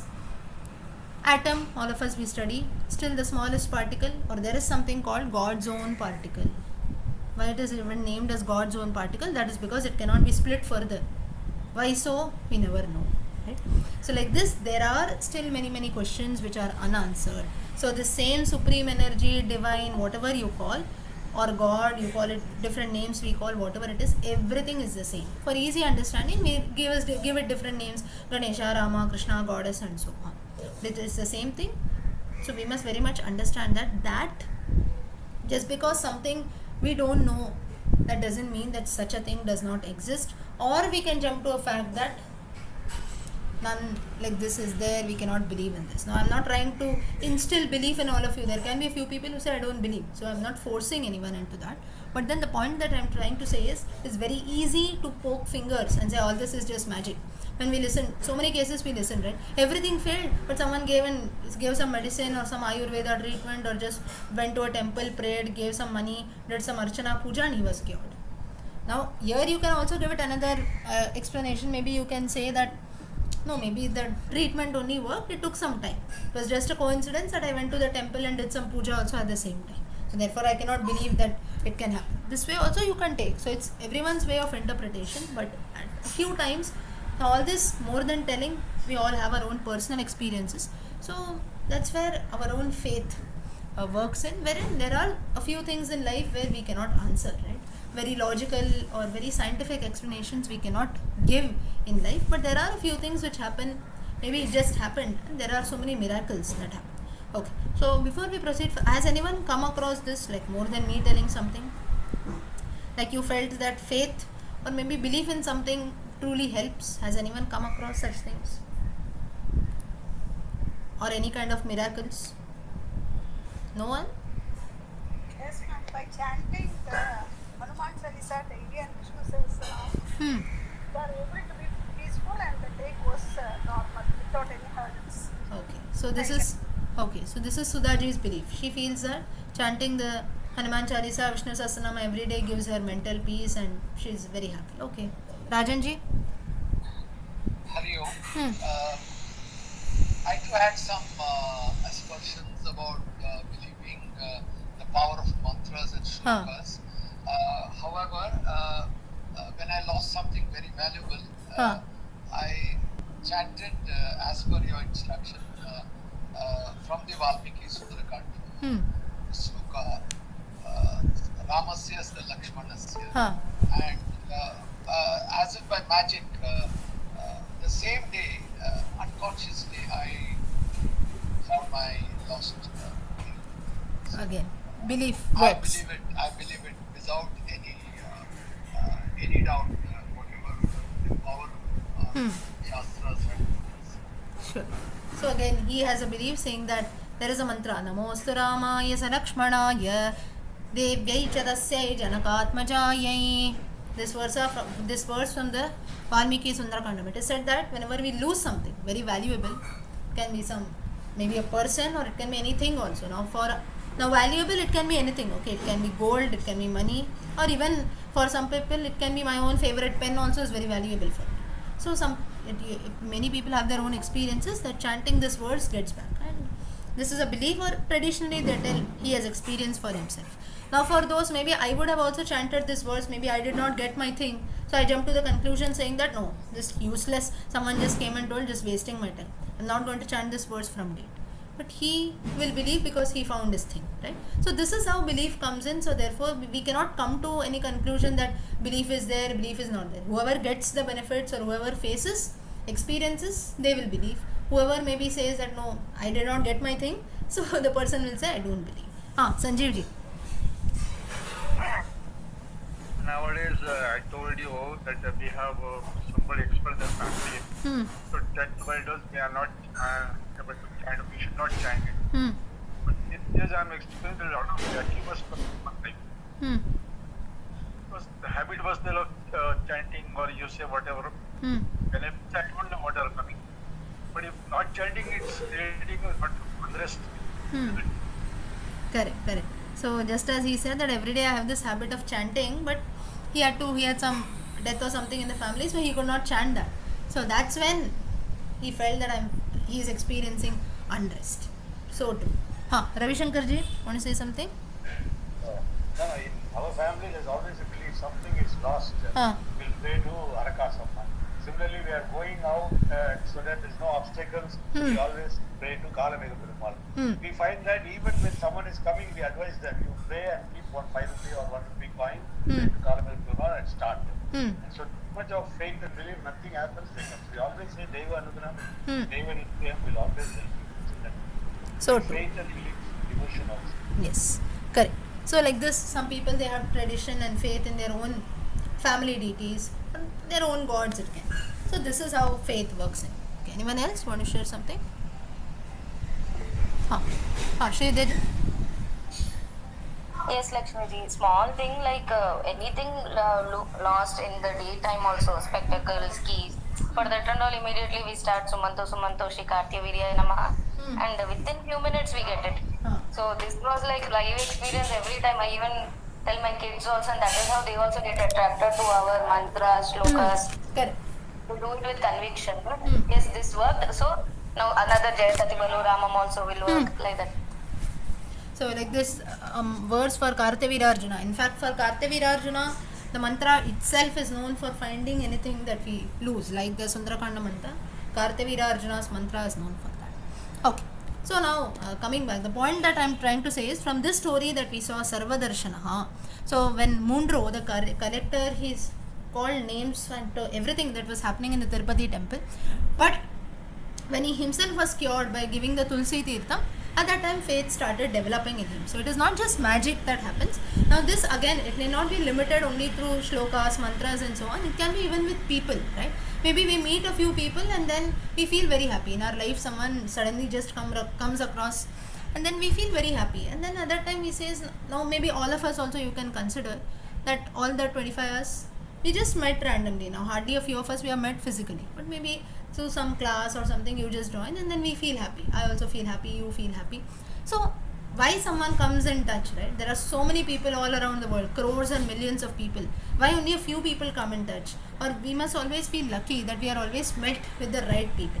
Now again, when I say right people, it's not that just because all these people are religious or just because we have come together to study the Vishnu Sahasranama. It is not like that. It can be anything positive. In today's times, if you see around, there are people who are waiting to poke at us, or we see, especially in today's world, you see people have come to this level that you see in the news also, right? Every day they don't even think before killing people. And even when people are killed, not only killing, a person kills another person, that is there, and even there are so many people who are just standing and witnessing such an event. I don't know how people can even see such brutal killing. So this is like just a human body that is there, but then even animals also don't do such things, right? So in such times, at least we must feel blessed to one level that we are associated with good people around. So not only in mantra, shlokas, that is there, one part is there, but then association, satsangam, very very important. Shankaracharya says, satsangatve nissangatvam, nissangatve nirmohatvam, nirmohatve nishchalatatvam, nishchalatatve jivan muktihi. To get jivan mukti, first step is satsangam. That's why company, man is known by the company he keeps. Company is very very important, because we don't know how a person can come and influence your life, right? We have so many conversions taking madam, place. I want to ask you one thing. You know, I am 70 plus. Even though I have lot of patience, but people do test our patience again and again. Correct. And then we sometimes lose our patience. Correct. Is there any mantra?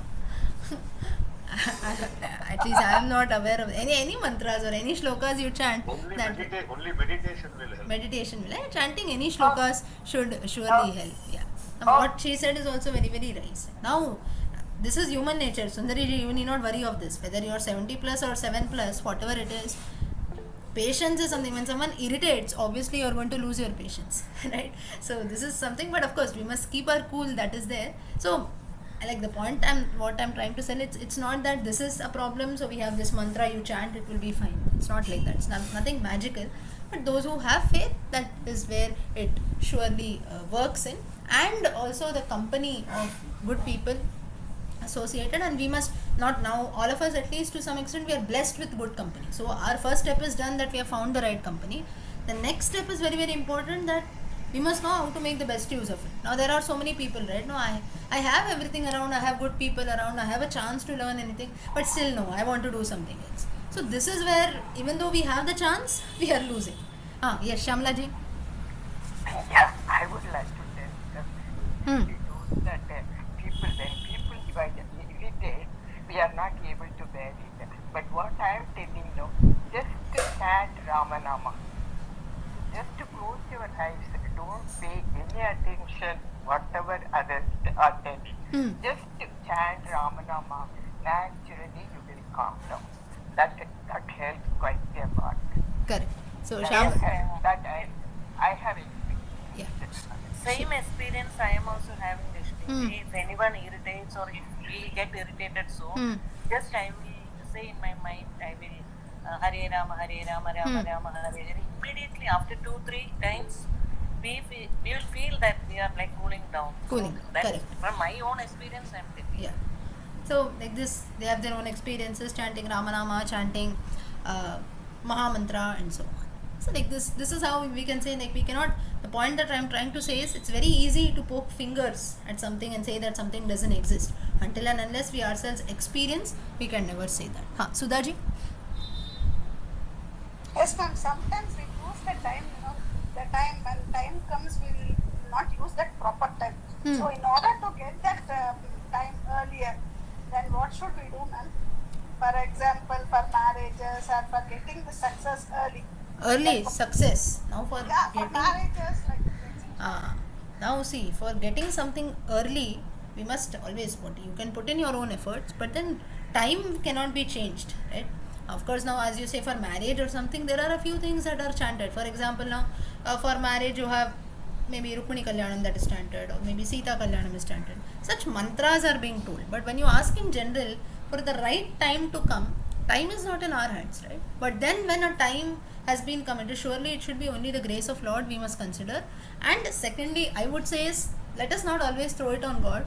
Whenever we get a chance, there are many times, if you see in life also, many times we get a chance. Like you would hear from somewhere that somewhere something is happening, there is a Gita chanting or somewhere going on in a nearby temple, so I can go there. But what happens is, sometimes that laziness comes, why I should go, I'll sit at my home and chant. Every day I'm chanting, why should I go there and chant? So this is where I'm just giving you an example. You get an opportunity, but we lose on that. Why should I go there? It's just nearby. And the reason you see it, we tell, right? Maybe there are people living in Kashi will not go to the Kashi Vishwanatha temple. People all over the world, from far off distances, will come to the temple. What is the reason for this? When we have the value, when we have something near us, we don't make use of that. Very simple example, we have our own household relations. When a person is always staying with us, we don't have the value. When the person is not there, at that time we recognize the importance, or we know the value of that person. Right? So these are all, this is again little human nature, wherein time is there, right time has to come, that is surely there, but even when the right time comes also, we must be able to make the best use of it. Most of us, what we do is, everything is there in our hands, you see everything happening, easily you get, and at least to some extent, all of us here, at least we are blessed, saying that. Now if you think very very deeply, I always like, myself, when I look in my life this way, so I'm just sharing those thoughts. At least to some extent, we all have our own life problems and everything, but to some extent we are blessed with at least the basic physical necessities that are there, right? We don't have to go and search for food, we don't have to beg on the roads, or it's not that we don't have knowledge at all, we don't have water at all. Like, there are so many people around we see who are crying and who are striving, putting so much efforts for that. We are at least blessed with all of that. More than that, all of us here, we are more blessed that we are blessed with the best people around. We know what we are doing in life, and in spite of having everything also, if we sit and cry, saying that I don't have this, I don't have that, my life is full of this, then what is the use at all? That means surely this is where, in spite of having everything, we are not valuing. So when we sometimes we feel bad, or we feel very depressed, right? So this is the only thought which I feel, that at least I don't have to go and maybe beg for food or beg for basic clothing. I don't have a roof over my house. At least basic things I am blessed, and more than that, we are blessed that we are always shown the right path. So even these basic things, there are so many people who lack in this. So they will surely, when will they come out of all this and then maybe use their life in doing something good, right? Now you see so many people around us, they are born maybe fighting for all this all through their life. They want food, even for one day meal also they have to put in so much efforts. So when we are putting so much efforts, where is the time to do something else, right? Even it's so difficult to even fill my stomach, where will I do something else, right? So at least in the case of all of us, I'm not talking in terms of monetary terms, someone is rich, someone is poor, it's not like that, but then at least the basic things that are needed we have. Nobody here can say I don't have a roof, I don't have food to eat, I don't have water, I don't have clothes. It's not like that. The basic things at least we have, and more than that, we are blessed with something good. So that's where we have to make the best use of it. Shri Priya, want to say something, Shri Priya? Madam, worry. Yeah. Yeah. Yes. It is seen that when you are in distress, more your prayer, others or you.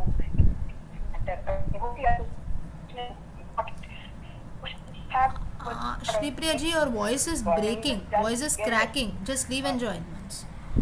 Okay, Till then, Sanjeev ji, you tell. You want to say something, Sanjeev ji? Unmute. Yes, what I was trying to say that, say now in my case, I know that there's a particular time is devised for my son's marriage, but due to impatience, all worries doesn't stop, madam. Yeah, correct. Now, why it happens in your case, as you say, that is because many times the reason is we are being influenced by the people all around, right? Someone else you see, they are getting married early, or there are other people whose children are getting married. So that's where, or we have 4 people who are poking at us saying that when is your son going to get married? Everyone is getting married. The age will go away and so on. But still, we must never lose faith, because life is full of miracles. There are so many people we come across who give birth to children even after 10-15 years of marriage. Now of course these are all very rare things, but it does happen. So that's where we don't lose faith. Or the other way around also, you consider when something is not happening at the right time, when it happens at that time, it will be manifold times, you can say, the best. Maybe now something happens in a hurry. Now someone gets married maybe at the age of 25, and by the age of 30 it will be a divorce case also. The same person will get married maybe at the age of 35, will live lifelong together, he will be happy. So why not take it this way, then sitting and worrying? Of course worry is going to be there, it is human nature. Then why not take things in a positive way? And again, with regards to this marriage and everything, the age that we set up, there are a few biological things, physical things, responsibilities, there is an age for everything. But again, we cannot just maybe say, oh, the age is done, what will happen? So it is very difficult also, and there are many conditions also which we are catering. So if you ask this, my suggestion is that there is an age for everything. So then why always just sit and worry about that? Why not think this way, that maybe the time has not come, surely I must wait, maybe something best is waiting. Yes, delay, as she said. Shri Priya ji. The only thing I just say is that best time is going to come. Yes, correct. I am hopeful that. Yes, hope should never go away. We don't know how things change, right? I'll give you a very, very good example all of us have gone through. We just saw the pandemic about 2 years back, 3 years back, 2020, right? Till about 21, or you can say 22 starting, we were all facing that. We see lakhs and crores of people around the world died. We have all survived and come out of that. Today we are interacting with each other. This itself is miracle number 1, right? And the entire world was dying. Maybe all of us also got the disease, but still we have come out of that. We are alive. So this itself has to be a blessing. This itself is a miracle. Shri Priya ji, what you said? When in distress. Am I audible, ma? Yes, tell. Yeah, it's usually that when we are in distress or alone or depressed, you want to go and knock the door of the Lord. You have faith in Him. But more than that, when you ask prayers from others, a Sangha or devotee association, a temple, where do a group chanting for you, especially we do prayers for joint, for recovery of health, whatever condition we are in, that helps more. So there is a power and there is a faith. Lord hears to others' prayers faster. No praying to the Lord happens, but there is a faith that when you pray for somebody else, it's more powerful. Yeah, you know why it is that? Why it is that way? No, I don't know. I really don't. I want to know why. Shri Priya ji raised a very beautiful question. She said that when we pray for ourselves, prayers are answered, but it can be a delay. But when we go and tell a group to pray, or when a group prays in general, prayers are answered quickly. That's how the power of group chanting, right? There is a very beautiful and very simple explanation for this. When we pray for ourselves, we have a selfish reason for that. I want this, so I'm praying. Someone is ill, so I'm praying. I want money, so I'm praying. I want a promotion, so I'm praying. But in a group prayer, when someone prays, of course they know the reason, but then it is not for self, right? The concept of I doesn't come in. We are praying for someone else. Or generally also people pray, right? Especially again the COVID times, you say there were so many prayers that were taking place. It was not associated with one person or one thing. It was in general. I'm not thinking about myself. I'm thinking about someone else. This is where the God considers the person one step high, saying that now, so I pray for myself, this is natural, right? I will always wish for the well-being of mine. But not thinking about oneself, thinking about the good of others, this is one step high. That is the reason by group chanting, or when even you tell someone else also to pray, saying that no, I am so and so, this is there, can you please pray? At that time the prayers are still answered quickly. The reason being there is no selfish motive at all. And God considers this as true devotion. Devotion, I will pray for myself, this is my nature, right? But children move about, or even parents move about saying such statement, no, I am taking care of my parents, he is taking care of his children. That is your duty. What are you boasting about that? More than that, maybe you take care of someone else's parents, you take care of someone else's children, that is true taking care. Nothing to boast about taking care of our own parents, grandparents and so on, right? But in today's times, even that is also considered to be a great privilege. So the point that is doing something for myself, my own relations, praying for, that is again some selfish content is coming there. But when we do it for others, that is where more than me, I'm also thinking about that other person. That is where the Lord considers, he says this is true bhakti. So that is the reason group chants are answered more clearly, because there is no selfish motive at all. Okay? Yes. Okay, now we'll continue coming back to Vishnu Sahasranama. So from Sarva Darshanaha, what the point that I tried to say is, Mundro, this collector, though he prayed, that though firstly he insulted everything, he poked fingers and everything, but when the Tirtham came in, he was cured. That time faith started believing.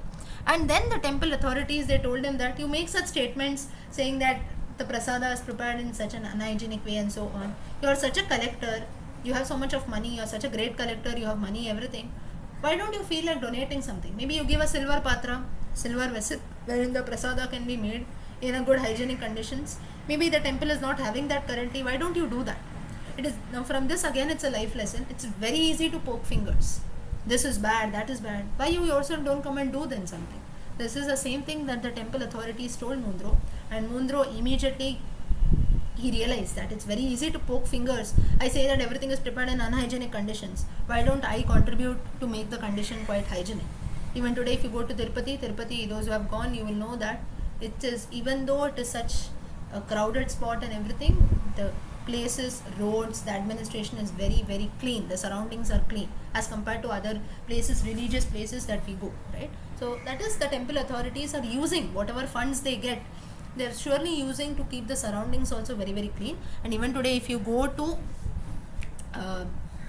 Tirupati, the prasada in which there is a vessel that is kept there, it's a silver vessel. It's called still the Mundro Patram. That means the vessel in which Mundro had donated, Mundro had contributed to make prasada in that temple. So this nama Sarvadarshanaaya Namaha, the Palashruti is, the Lord will try to pull us towards himself and to develop faith. Again, like Pratyaha to some extent, he will also carry ourselves with him. That is always towards the right path. That is Sarvadarshanaaya Namaha. Next, Ajaha. Oh, this is done. 10 verses are done. About 95 namas are done. Next verse number 11. Ajas sarveshwara siddhaha siddhis sarvadirachyutaha vrishakapiramiyatma sarvayoga vinisrataha ajaha na jayate ityajaha. Ja, now ja, janma, janani, mostly the words starting with ja, they are all associated with birth. Ja, janma, birth, janani, mother. Na jayate ityajaha, one who is not born. Means the Lord, he does not have to go through the cycle of birth and death, he is always present. For this, you have a story for this from the Krishna Leela stories. Now Gopikas, they had developed a lot of affection, attachment towards Krishna. But the people living in Gokula and Vrindavana, the elders of the village, they did not like this. They say that a girl getting attracted towards a boy is fine, but then all the Gopikas getting attracted to one man, what is this nonsense? And in fact, in doing all this, our girls are getting ruined, this, that, everything, they used to pass comments. This was to some extent logical. But then they didn't know that it was not a random boy that is there, it was the Lord himself. So it is said that there were about 5 lakh Gopikas, it seems. And all these 5 lakh Gopikas, they were all an Amshavatara of different rishis, the Vedas themselves, and Gopis, Vedas, Rishis. So all these Gopis were the form of the 4 Vedas, Devas, Rishis and so on. They all wanted to come and spend time with Krishna. That is the reason they had all incarnated as Gopis. Roughly the figure was about 5 lakhs. So all these elders, they were a bit disturbed. They say this, and that too this Krishna. Just look at him. Day 1 onwards he is causing trouble. What kind of mischief he does, and all these girls are attracted towards him. Just a fool. They don't know who he is actually. He is going to cheat on all.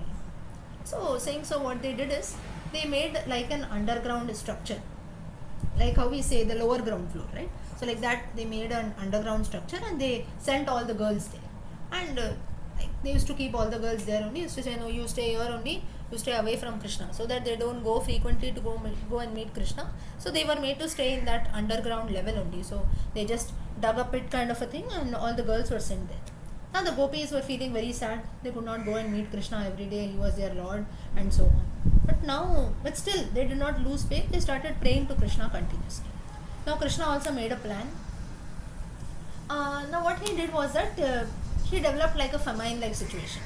Nothing to eat, drought, famine, like continuously problems used to come. There was shortage of food, shortage of water, or maybe some thefts were taking place. So some of the other problems were continuously coming in the village. So now all the people, again all the elders, they assembled together and they were sitting and wondering, now what should be done? Continuously some of the other problem is coming, shortage of water, food, theft is happening, people are cheating, what should we do? Now all such things used to never happen in our village, suddenly all this has happened. So they went and consulted a priest, and the priest said that in the Margashirsha month, that is roughly in the month of December to January, in the Margari month, Margari Vrata or Margashirsha Vrata, this is a Vrata, we also call it as the Dhanurmasa Vrata. That is the reason this reference, if you see, I think it comes in the, which Purana? Comes different vratas. Anyone remembers in which Purana it comes?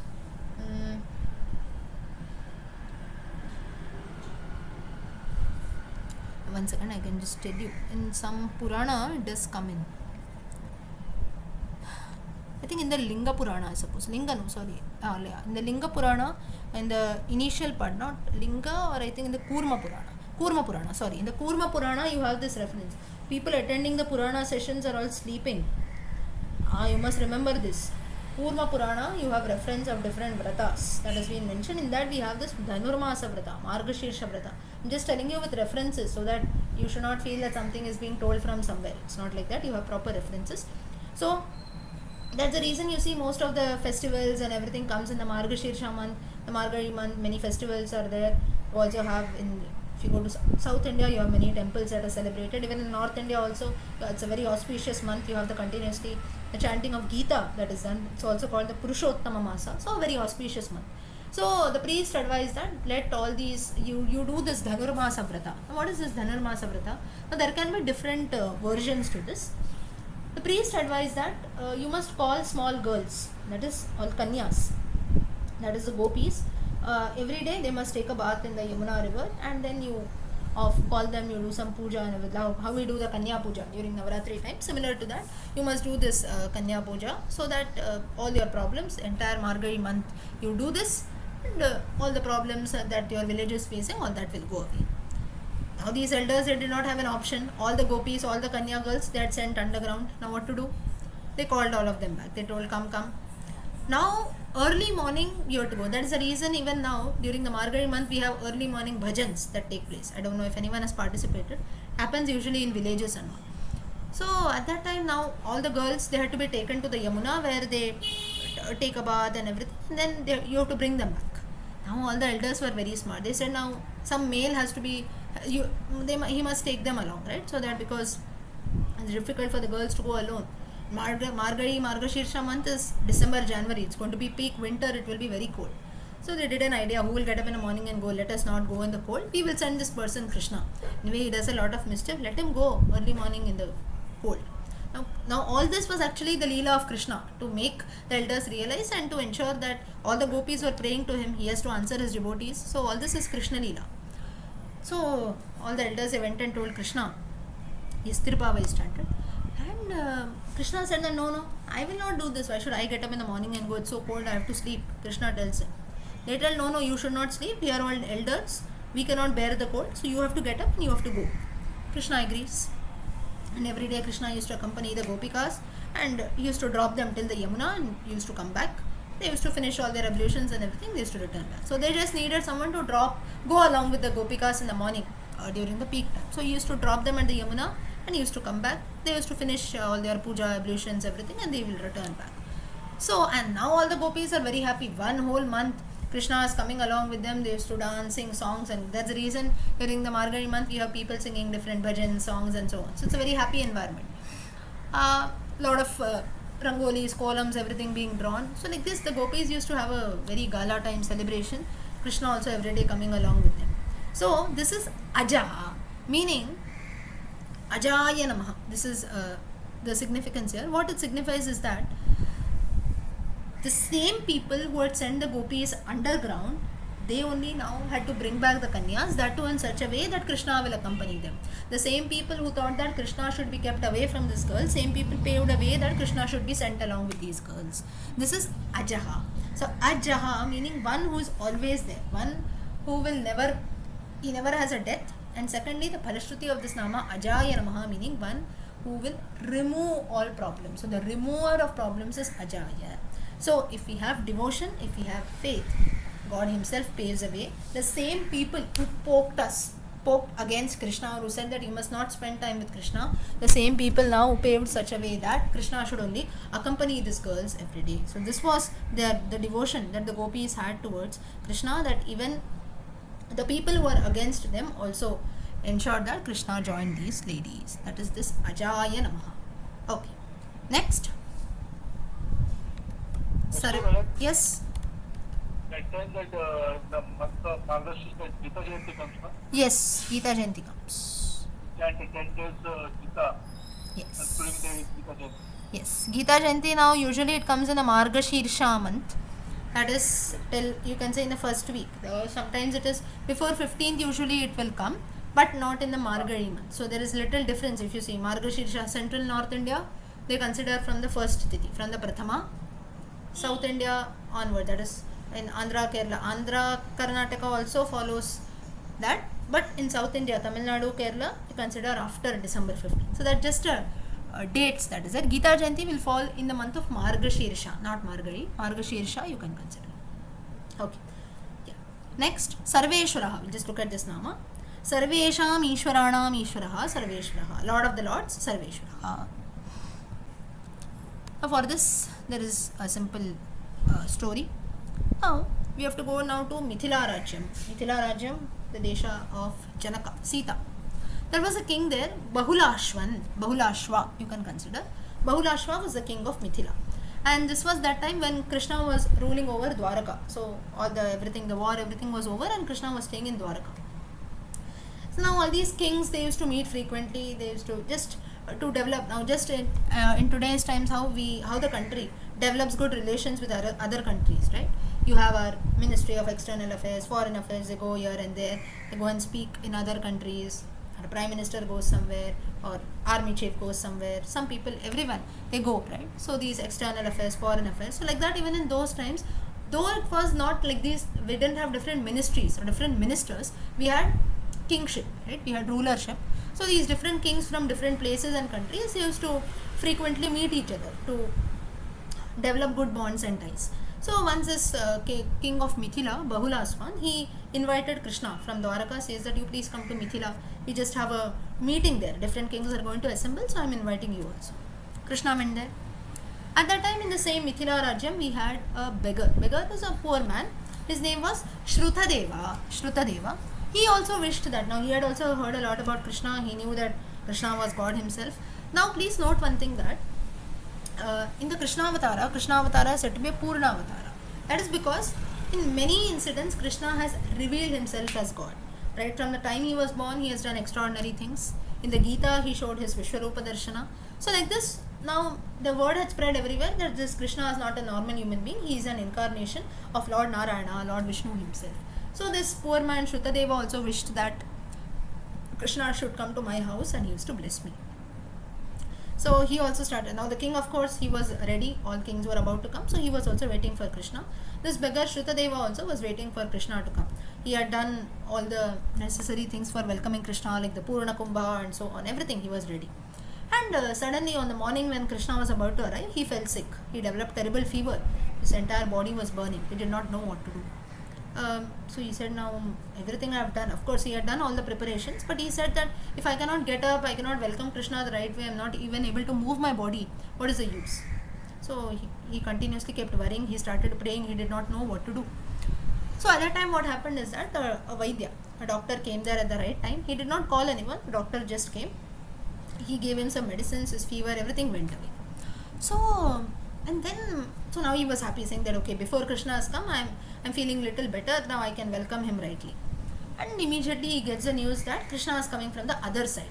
Now in those times, if you see the houses, or even today if you go to villages, rural areas, you can see the houses. You have the outer house, and you have the veranda, then you have the main house, even you have the back side, right, back house. So like this, there used to be different entrances.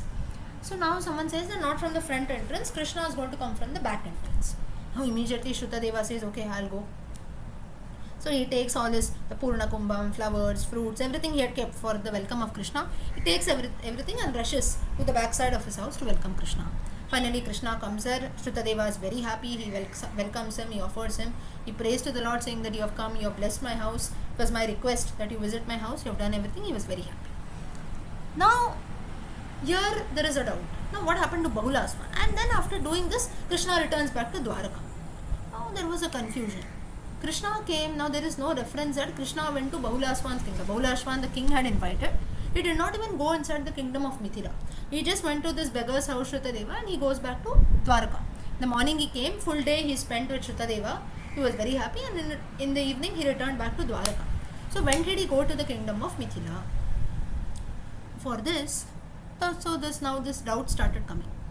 So now the doctor, the Vaidya who had come in the morning to cure this man Shrutadeva, he was the same Krishna who had come. He had come from the front entrance. He himself had paved a way to his devotee. And at that time when he came in the form of Krishna, came in the form of the doctor, in the form of Krishna, he went to the kingdom of Bahulaswan. So this is where the Lord can assume different forms at the same time. He can appear. That's the reason in the Rasa Krida, Rasa Leela also, each gopi felt that she was dancing with one Krishna. There was only one Krishna, he had assumed many forms. So such powers are there. These are different siddhis that are there. Similarly, the same Krishna in the morning had come in the form of a beggar and cured Shrutadeva. At that time, the original Krishna's form went to the kingdom of Bahulashvan. So he went to the kingdom, he attended the meeting, the king was very happy, he returns back. While on his way back, again the original form of Krishna, he came from the backside, because that was near to the kingdom of Mithila, came from the backside door of Shrutadeva's house. He met Shrutadeva, spent the entire day with him, and finally returned back to Dwaraka. So ultimately Krishna met both of his devotees, the king as well as this man Shrutadeva. Now why so? What was the reason? Krishna could have gone to the palace and then he could have come and met Shrutadeva, right? But then the Lord has this principle that he should never keep his devotees waiting. That is the reason you see that there are so many of us. Let us consider our own group. 24 of us, all 24 of us, we pray to the same God. It can be Krishna, Shiva or so on. Let us consider you all pray to Lord Krishna. You are also praying to Krishna, I am also praying to Krishna. You have a different wish. Maybe I say I want a house. You say I want a job. Someone says no, I want my marriage to happen. Someone says no, I want a promotion. Someone says I don't want anything, but I want mental peace. 5 people, I give you 5 examples. What all we have asked? House, job, promotion, money, mental peace. The list goes on and on. It is the same Krishna, right? But it's not that, okay, so many wishes are there. First today, on Monday, your wish will be fulfilled. Tuesday you come, Thursday you come, Friday you come. It's not like that. Everyone all around the world is blessed at the same time, right? How this is possible? All of us, crores, I'm just considering our group. It can be crores and crores of people all around the world are praying to the same God. But the God never says that there are crores of devotees, I'm only one. Only one by one, only all your prayers can be answered. He never says that. The same God, he never keeps his devotees waiting. This principle is being shown here through this Leela that Krishna did, that he went to the house of the poor man in the form of Vaidya. At that time, he went to the kingdom to meet the king Bahulaswan. And in the evening, and not in the evening, while returning back from the kingdom, in the original form of Krishna, he entered the house of Shrutadeva. So Shrutadeva failed to realize that the doctor who had come was Krishna himself.